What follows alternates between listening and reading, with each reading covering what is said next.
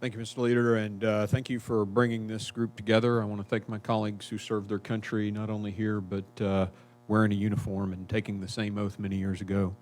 The Taliban broke the agreement that it made with this country from the very beginning. And clearly this year, at multiple points in the timeline, the Taliban continued to break that agreement.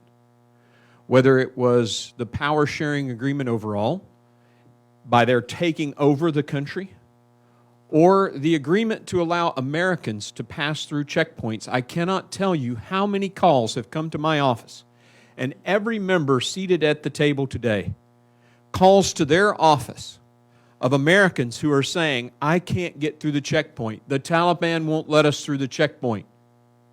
And yet our president did nothing. The military said when we called them, hey, are you capable of going out there and taking a checkpoint and making sure that Americans can get through? Yes, we have the capability to do that. Has the president authorized you to do that? No. And yet here they are contemplating, recognizing the Taliban as a government, as a state. Let the insanity of that sink in for just a second.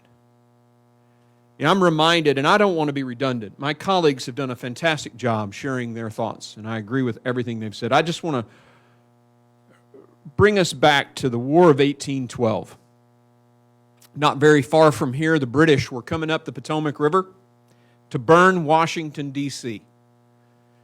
And an American yelled out to the British leader who was, I believe it was an admiral who was bringing the force up the river, and he said, if George Washington were still alive, you wouldn't get this far up the river.